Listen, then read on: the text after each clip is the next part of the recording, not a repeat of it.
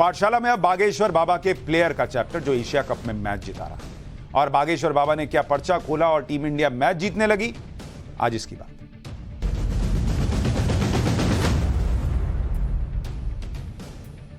बागेश्वर धाम के प्रमुख धीरेन्द्र कृष्ण शास्त्री एक बार फिर से चर्चा में। दरअसल श्रीलंका में एशिया कप का मैच चल रहा है और एशिया कप में भारत ने पाकिस्तान और श्रीलंका को हराया, जिसमें कुलदीप यादव ने शानदार प्रदर्शन किया था। कुलदीप यादव की शानदार परफॉर्मेंस के बाद बागेश्वर बाबा की चर्चा होने लगी। कहा जाने लगा कि कुलदीप यादव को बागेश्वर बाबा ने आशीर्वाद दिया था, जिसके बाद कुलदीप यादव शानदार खेलने लग रहे हैं। इन सारी चर्चाओं की वजह क्या है, आपको डिटेल में बताऊंगा। कुलदीप यादव के शानदार प्रदर्शन और बागेश्वर बाबा की चर्चा की शुरुआत इन तस्वीरों की वजह से हुई। ये तस्वीर देखिए, जो भारतीय टीम के चाइनामैन बॉलर हैं कुलदीप यादव, वो बागेश्वर बाबा के चरणों में बैठे हुए हैं।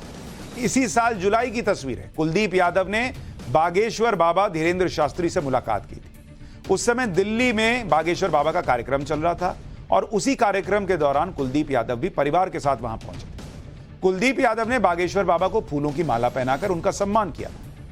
कुलदीप यादव ने बागेश्वर बाबा को सोने की अंगूठी भी पहनाई थी। 2 महीने पहले कुलदीप यादव और बागेश्वर बाबा की मुलाकात के बाद ही यह चर्चा होने लगी कि एशिया कप में कुलदीप यादव की शानदार गेंदबाजी के लिए क्या बाबा बागेश्वर का आशीर्वाद तो जिम्मेदार नहीं है।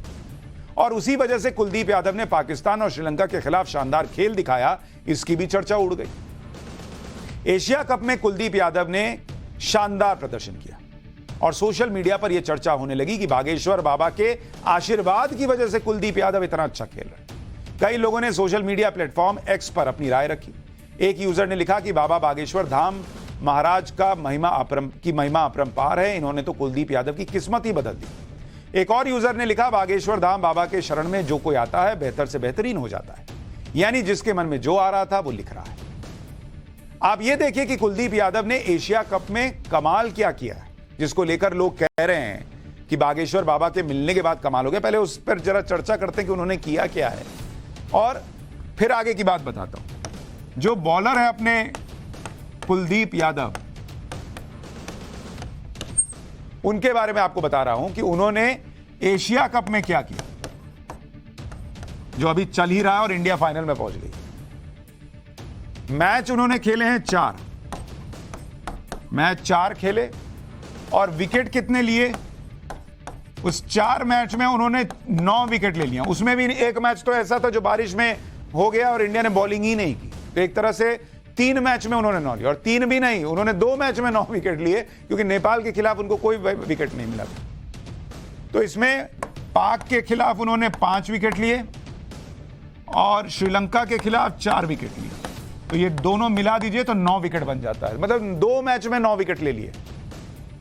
इस लगन के प्रभाव के कारण वह बालक और हमारी भारतीय संपूर्ण टीम इंडिया इस प्रकार का प्रदर्शन कर रही है, जिससे निश्चित रूप से हम सब भारतीयों को गौरवान्वित महसूस हो रहा। और प्रिय बालक हमारा कुलदीप जो है बहुत ही अच्छा बच्चा है और हमारे हनुमान जी के चरणों में प्रार्थना करते कि बरद हस्त ऐसे ही बना रहे और पूरी टीम को भी खूब खूब मंगल। भारत पाकिस्तान कल जीता है कि मैच बाप होता है। देखो भाई, बेटा होता है। अब बेटा कहाँ जीत पाएगा बाप से। हाँ, जय सीताराम। एशिया कप में क्या अंदाज महाराज को? जय होना। बागेश्वर बाबा से मिलकर कॉन्फिडेंस बढ़ जाता है या सनातन अंदर से ताकत महसूस कराता है, ये तो कहना मुश्किल है। लेकिन कुलदीप यादव की ही तरह एक और इंडियन क्रिकेटर हैं जो बागेश्वर बाबा से मिलने के बाद शानदार खेल दिखा रहे हैं। इस क्रिकेटर का नाम है यजुवेंद्र चहल, जिन्होंने 2 सितंबर को राजस्थान के सीकर में बागेश्वर बाबा से मुलाकात की।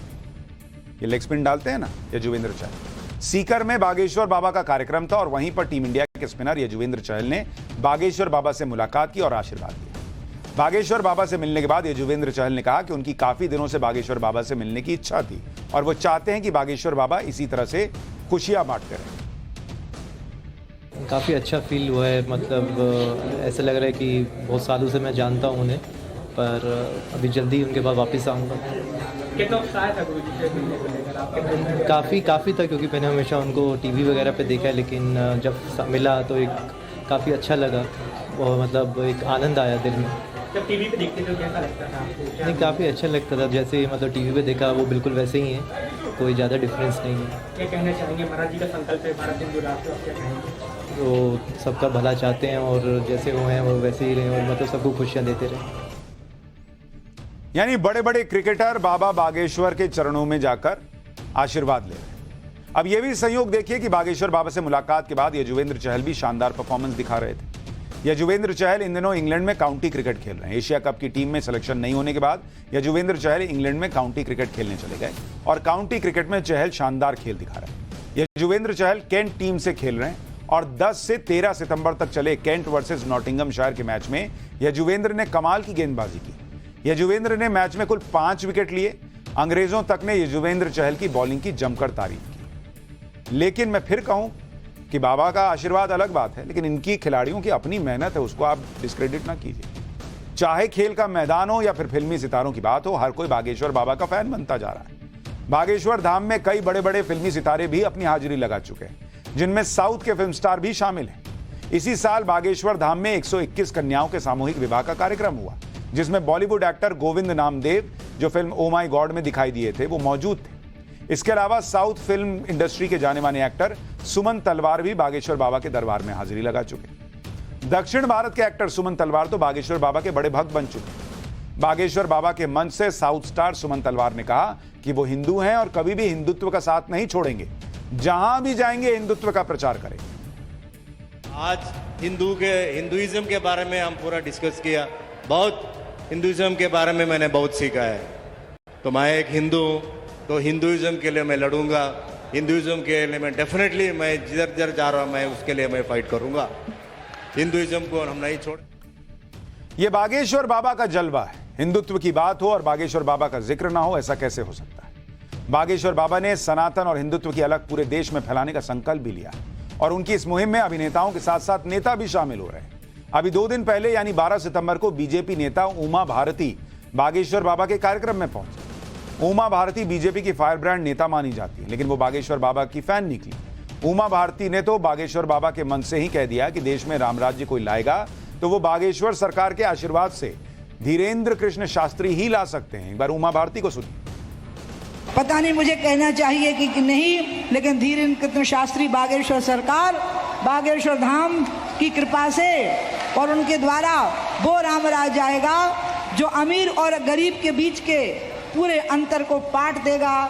ऐसा मुझे यकीन हुआ है, विश्वास हुआ है। मैं पहले उनको टीवी पे देखना शुरू की, फिर संयोग से मेरी उनकी एक मुलाकात हुई और वो भी मेरे जन्मदिन पर उनसे मेरी मुलाकात हुई खजुराहो के पास में। और उसके बाद बागेश्वर धाम शास्त्री जी ने, धीरेन्द्र कृष्ण शास्त्री जी ने, वो मेरे से बहुत छोटे हैं लेकिन मैं उनका बहुत सम्मान करती हूँ।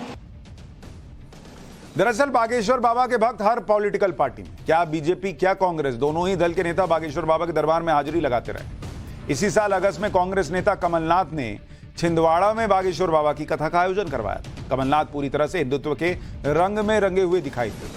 हालांकि बागेश्वर बाबा के मंच पर कमलनाथ की उपस्थिति से इंडिया गठबंधन के कुछ दलों को दिक्कत भी हुई और इसका विरोध भी किया गया, लेकिन कांग्रेस में 1-2 को छोड़कर किसी ने कमलनाथ और बागेश्वर बाबा पर कुछ नहीं कहा, क्योंकि बागेश्वर बाबा के खिलाफ बोलने से हिंदू वोट बैंक के छिटकने का डर था। यह है बागेश्वर बाबा की धमक। बागेश्वर बाबा खुलकर हिंदू राष्ट्र और हिंदुत्व की बात करते हैं और कांग्रेस नेता कमलनाथ भी शायद हिंदू वोट के लिए ही बागेश्वर बाबा की शरण में आए थे। कमलनाथ ने तो यहां तक कह दिया था कि बागेश्वर बाबा ये मत सोचिएगा कि आप मुझसे पीछा छुड़ा लेंगे।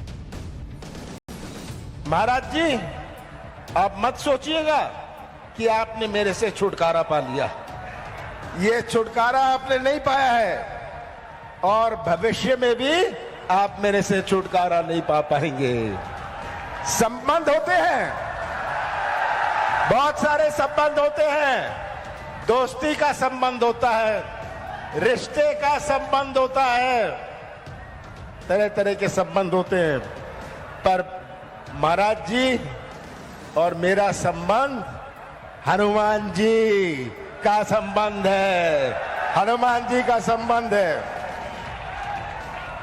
और ये संबंध जो है ये आत्मीय संबंध है, ये हमारा संबंध है। तो महाराज जी छुटकारा नहीं पा पाएंगे आप मुझसे।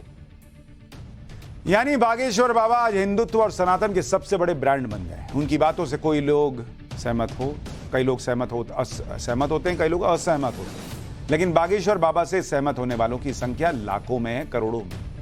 चाहे क्रिकेटर हो, फिल्म स्टार हो, फिर नेता हो, सबको बागेश्वर बाबा का आशीर्वाद चाहिए।